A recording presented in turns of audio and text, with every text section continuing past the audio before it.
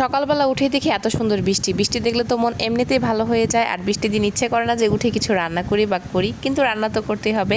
আসসালামু আলাইকুম, সবাই কেমন আছেন? আশা করি সবাই ভালো আছেন। আলহামদুলিল্লাহ আমিও ভালো আছি। সেই রাত থেকে বৃষ্টি হচ্ছে, কিন্তু আর উঠতে ইচ্ছা করতেছে না। কিন্তু যাই হোক, যত বৃষ্টি হোক উঠতে তো হবে। পেট তো আর বলবে না যে খেও না, না খেয়ে থাকো, কিন্তু পেট তো খাবার চাবে সময় মতো। তাকে খাবার দেওয়ার জন্য তো রান্না করতে হবে। অনেক দিন পর বৃষ্টিতে একটু হাত ভিজালাম। একদম বৃষ্টি থামার নাম নেই, একটানা বৃষ্টি হচ্ছে পানি অঝরে পড়তেছে তো পড়তেছে। সকালবেলা খিচুড়ি রান্না করলাম গরুর গোস্ত দিয়ে। ফ্রিজে রান্না করা গরুর গোস্ত ছিল, বেশি দেই নেই আমি। 2 টুকরা বড় নিয়ে একদম ছোট ছোট করে কেটে দিয়েছি।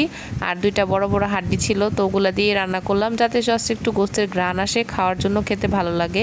এইভাবে রান্না করছি। রান্নার রেসিপিটা শেয়ার করলাম না, কারণ আমি কী করি, আগের দিনের ভাত তরকারি থাকলে সব দিয়ে রান্না করে ফেলি। তারপর ছাতা দিয়ে আবার ঘরে চলে আসলাম। এরপর দুপুরে রান্না করব, তো ডাল বসাই দিয়েছি এই সাইড দিয়ে। তো রান্নার সময় একদম তাড়াহুড়ো লেগে যায়, আসলে অনেক দেরি হয়ে গেছে যেহেতু বৃষ্টি। রান্না বসাইতে বসাইতে আমার 11:30 বেজে গেছিলো। তো এই ডালটা বসাইছি, এরপরে দেখি যে আমার শ্বশুর বাজার নিয়ে আসছে। এই টাইমে বাজার নিয়ে আসছে, এখন এগুলো কাটাকাটি করা বাছা এখন খুবই কষ্টদায়ক হয়ে যাচ্ছে আমার জন্য, তার উপর বৃষ্টির মধ্যে। তো যাই হোক, এখানে ডালটার মধ্যে আমি 2 টুকরা আম দিয়ে দিলাম। এটা আমের বড়া, আর কিছু আম কাটা ছিল ফ্রিজে। আর এইখান দিয়ে মাঝখান দিয়ে কিন্তু আমি মাছ, পাঙ্গাস মাছ, আরও এক ধরনের মাছ আনছিল, তো ওগুলো কেটে নিছি।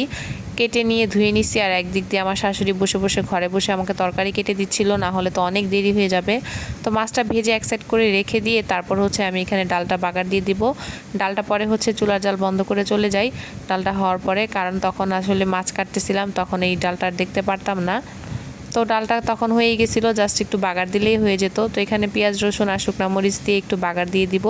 আজকে আমি কোনো 5 ফোড়ন তেজপাতা দিব না।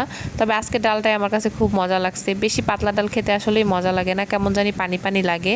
আর যদি এইভাবে একটু হালকা ঘন ডাল হয় তাহলে খেতে ভালোই লাগে। ডালটা হয়ে গেছে, এখন আমি একটু তরকারি রান্না করে নিব।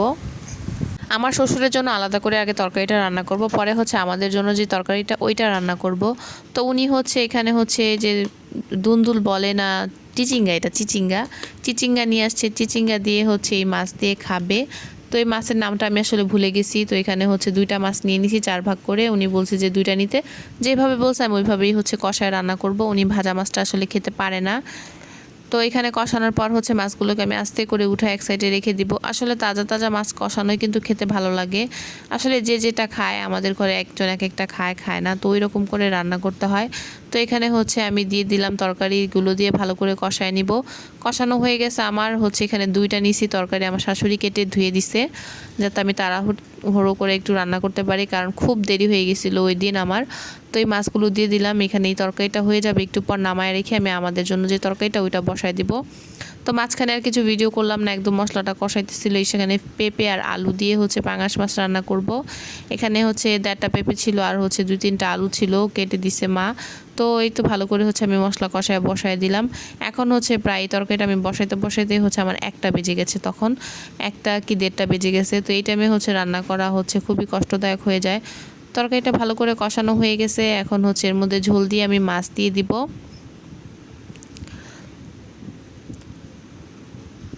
আমি একটু বেশি পরিমাণ পানি দিছি, কারণ পেঁপেটা আর আলুটা একটু ভালো করে সিদ্ধ হতে হবে। আর এই তো মাছ দিয়ে আমি একদম জাল কমায় দিয়ে চলে যাই বলক আসার পরে গোসল করতে, কারণ খুব দেরি হয়ে গেছে। 2টা পুরে বেজে গেছিলো। এত দেরি হয়ে গেছে যে আগে আগে না করলে এই অবস্থাই হয়। তো আজকে ভিডিওটা ভালো লাগলে লাইক কমেন্ট করে দিবেন। সবাই ভালো থাকবেন।